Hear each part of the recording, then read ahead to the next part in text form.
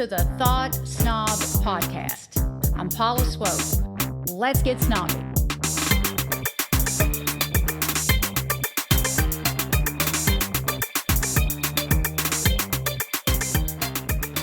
Welcome to this week's episode of the Thought SNOB podcast. I wish that I could tell you what it's about, but right now I do not know because my husband Will and I are playing around with a new format where he presents me with a question or a topic like right as we start recording. So I don't know what I'm going to be talking about until like the spur of the moment. And the reason that we started doing things this way is because he seemed to think that you guys weren't seeing my true personality. You were seeing a version of me that was very polished and scripted.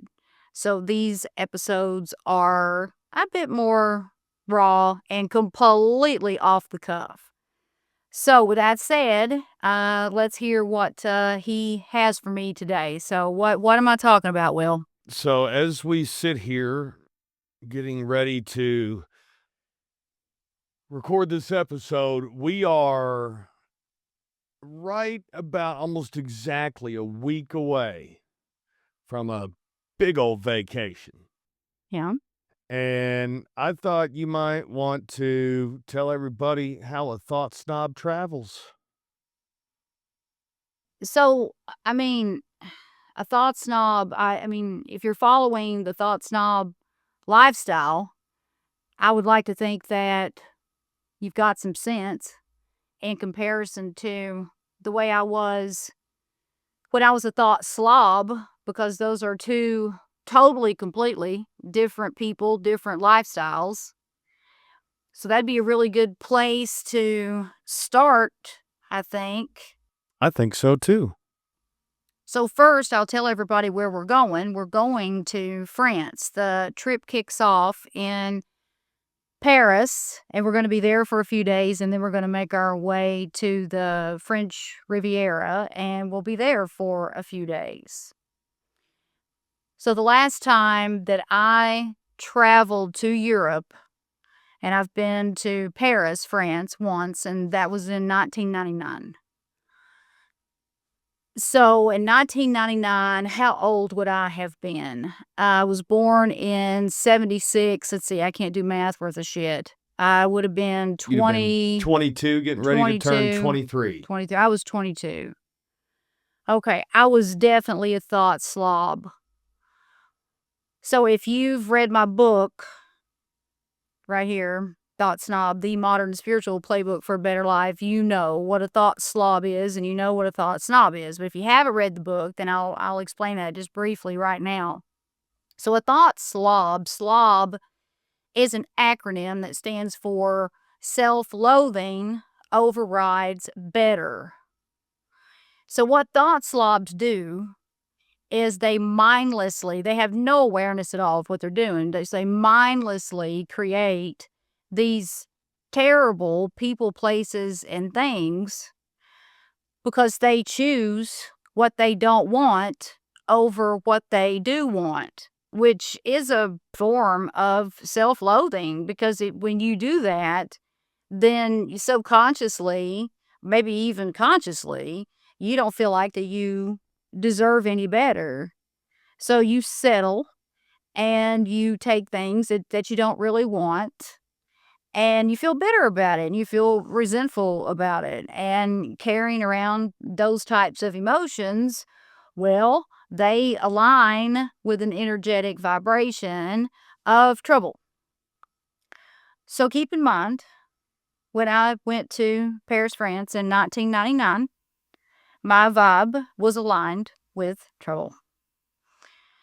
So in this day and time, I'm going to Europe, I'm going to France as a thought snob. And to get from slob to snob took a lot of work. But everything I'm about to say, it's not coming from a place of arrogance. I'm not bragging. It's not coming from a place of ego at all. It's coming from a place of honest to God truth. It took a lot of work to get here. I can toot my own horn on that.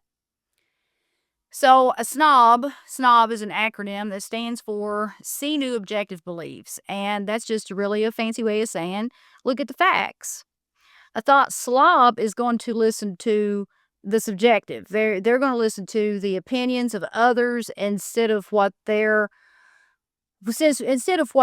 really want to do. They're going to listen to what other people tell them to do, and they're probably going to do it. Their whole identity is made up of falsehoods. That's not what snobs do. Snobs know exactly who they are, and they look at the facts. They don't listen to the opinions of others. If you know me well, and you may not even realize this, but if you know me well, notice, do I ever ask you for advice? No, it's very rare.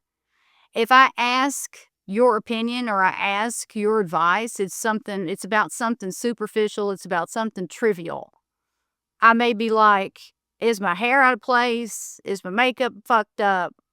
Or I might ask you your opinion about maybe something going on in the news or something like that. But when it comes to making decisions, if I'm contemplating risk, I don't ask another human being. I go to my source. I use my part of being a thought snob is operating with emotional intelligence, mindful awareness, and going to your source and for your information and your divine wisdom and creativity and tapping into that and being aligned with your higher self and learning how to use your God-given free will to make good decisions instead of using your God-given free will to your disadvantage.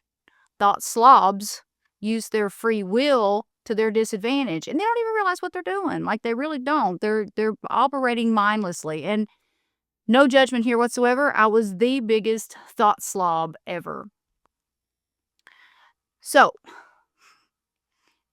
when I, in 1999, went on that trip to Europe, weeks leading up to the trip, and I had never been on a plane before. Like, I took my first flight when I went on that trip to Europe. And the first stop was actually Amsterdam, Holland. And then we flew from Holland to Paris and then Paris to Italy. So it was a big old trip for me. And I'd never been on a plane. And so weeks before the trip, all I did was work myself up into a frenzy about the plane crashing. I went over every bad thing, every worst case scenario situation that I could go over in my head before that trip. And by the time that I got on the plane to go to Europe, I was tore up like a soup sandwich. I mean, my shit was falling apart. I could not have a good time and enjoy anything for worrying. And I remember when I was going through all of the worst case scenarios in my head of what all of these horrible things that, could happen. Plane crash, getting sick, being, I think I even was worried about like getting mugged or something. And then, losing my luggage. All of these things, okay? So I get on this trip and a lot of stuff went wrong. My friend that was traveling with me, nothing went wrong for her. She was happy as a freaking clam. Like, seriously. My luggage was lost. My luggage got lost. It was bizarre. Like, we got to Paris from Amsterdam and we get to Charles de Gaulle Airport. No luggage for Paula. Paula's luggage was gone. Everybody else, they had their freaking luggage. Not me. No luggage for me. It was nowhere in sight. So, like, several days went by and I still had no luggage. And then I learned that my luggage had cleared customs without me in Detroit, Michigan. You can't make this shit up. It was bizarre, and I finally got it. Like, I don't remember exactly when I got the luggage, but, I don't think it was until maybe we made our way to Italy. I was without my luggage, I feel like the entire time we were in France, 'cause I went and I bought a whole bunch of new shit, and my father was footing the bill on that trip, and we got home, and he got the credit card bills in.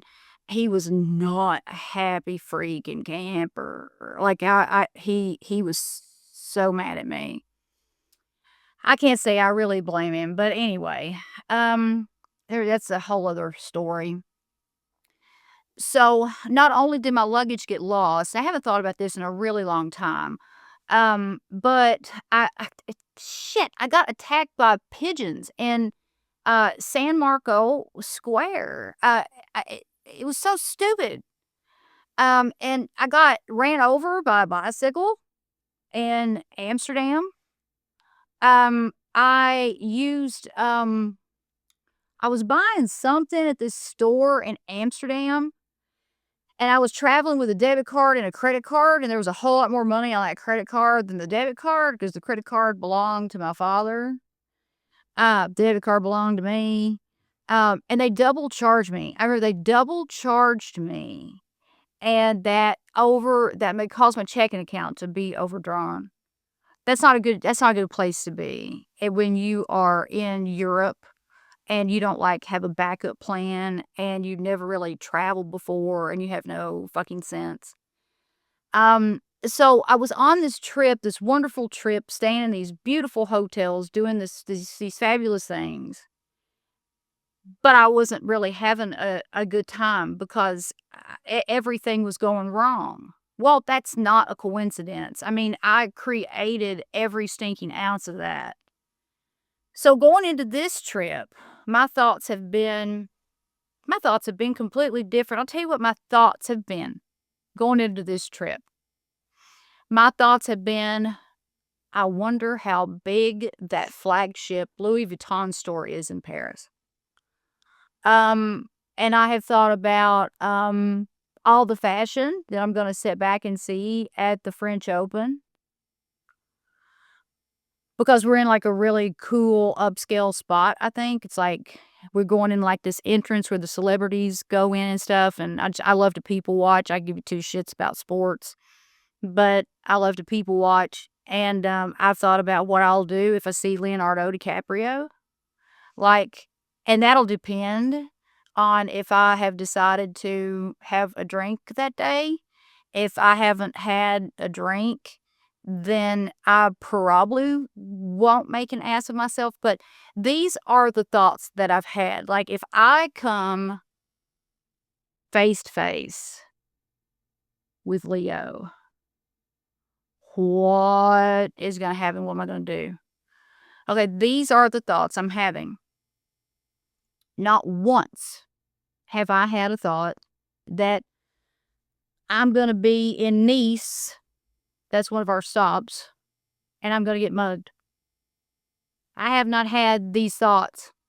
I'm looking forward to the train. We're taking trains from, like, Paris to, the French Riviera, and I remember back in 1999, there was some talk between me and the other two people that I went with, my friend and her mother, who had traveled a lot. I mean, they were very well traveled, and I wasn't. And they had talked about taking a train somewhere. And I remember thinking, "Oh my God, those Amtrak trains, they derail. They derail." Scared to death. We didn't end up getting on a train, I don't think. Long time ago. I don't remember every detail. But this trip, like, I'm looking forward to getting on a train. I thought about a freaking train derailing. Um, and, Will's question, "How does a thought snob travel?" That's actually a brilliant question. Like, when you first ask it, I was like, "What the hell does he want me to what?" But it has so much to do with your mindset, the way that your trips go, the way your vacations go. because I have had a lot of good vacations and I have had a lot of bad vacations. And when I backtrack and I look at everything involved, really the state of mind that I was in, the mindset that I was in when I took that trip before and during was really a key indicator of how great or bad of a time that I would have. And on this trip, totally different mindset. Totally.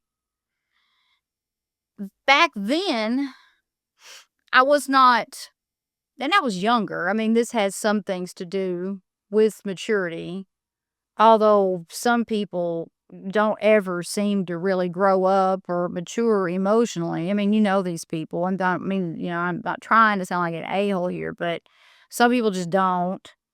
But back then I was way immature. I didn't think I was, but I was so mature. And so going into that trip, I wasn't looking for ways for me to like grow emotionally at all. I was looking for things that I could buy, um, stories that I could tell when I got home that would make other people jealous.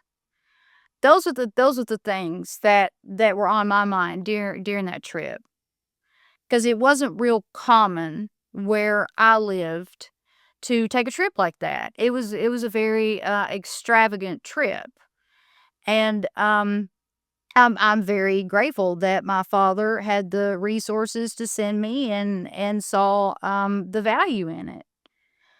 But my mindset really made a mess of a trip that could have been spectacular. Going into this trip, I am so incredibly aware of how fortunate I am to be taking a trip like this. And I'm already excited about learning new things, not just about art and fashion and whatever, history, whatever, but about myself, because you can learn a lot about yourself when you travel. And it's a great time to practice mindful awareness. Oh my God. It's such a great time to be mindfully aware and be present. Thought snobs make an effort to be present at all times. Now, I'm not saying that we always do that, but we make an effort to be present.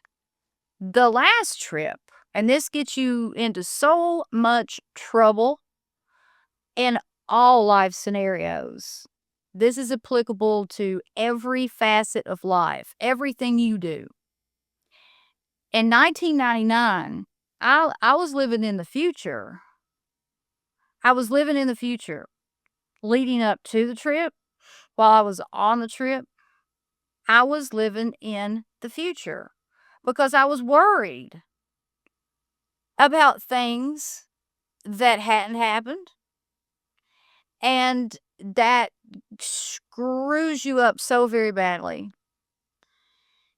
That's not the case with this round at all. I'm very present. I'm not living in the past. I'm not living in the future.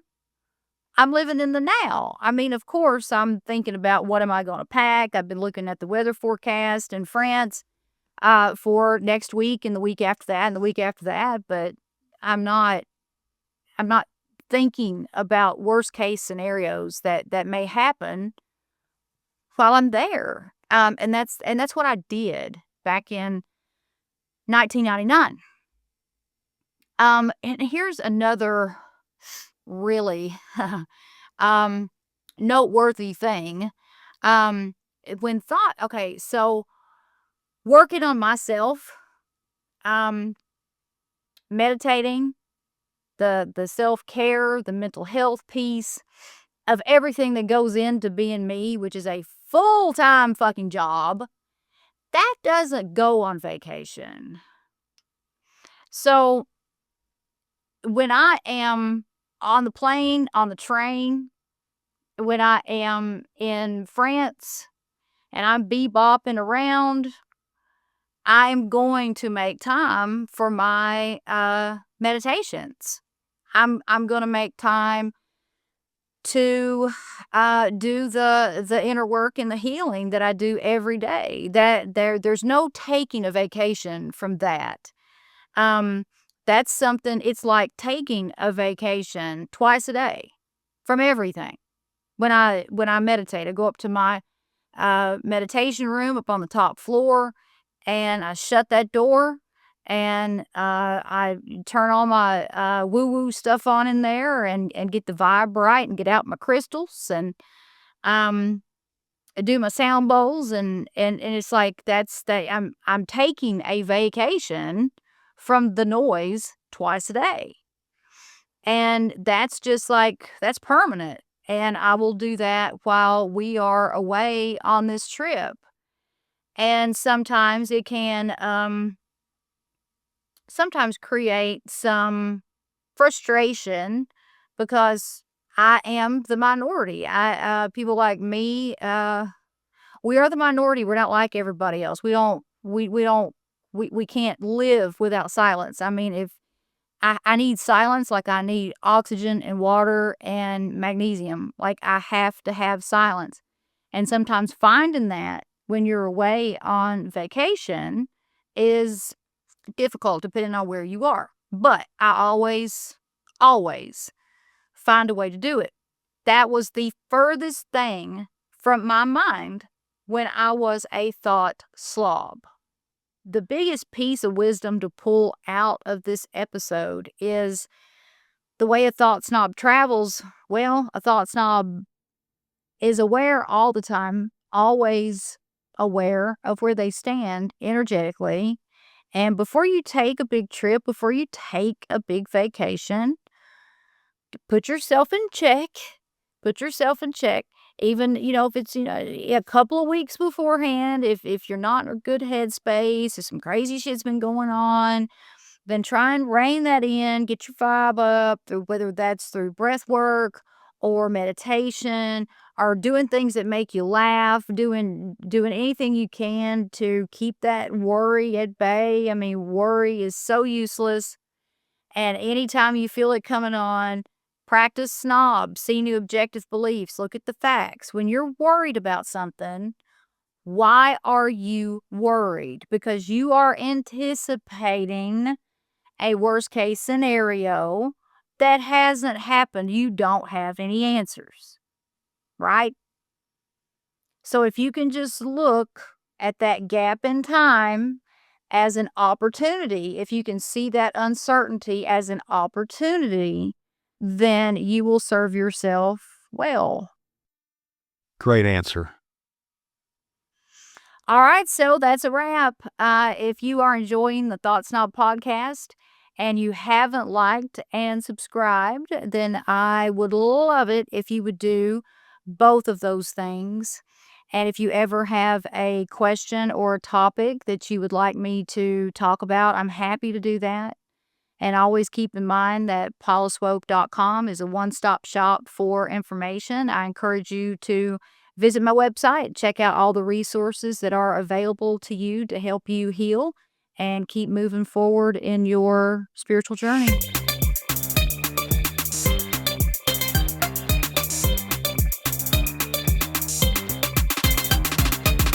The Thought SNOB podcast with Paula Swope has been brought to you by Thought SNOB Media in association with Special Purpose Studios. All production, mixing, and sound engineering by me, Will Swope.